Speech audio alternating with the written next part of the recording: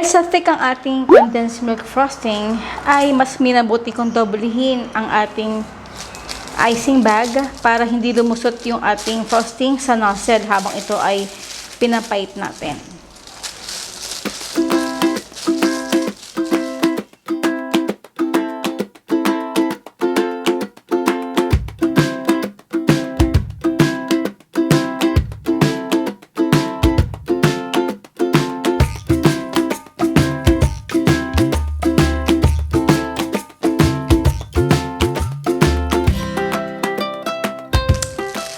Frosting failed kasi ito ay na-overboiled.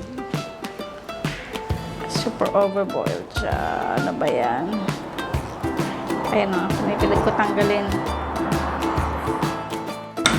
Pinakulan ko ito ng 15 minutes, kaya siguro bawasan natin ng mga, i-minus natin ng 5 minutes. So, mga 10 minutes lang talaga dapat natin ito i-boil. In low heat. So, susubukan natin itong i-revive by putting a hot water and let it boil again. Tiga, so, overboil yan.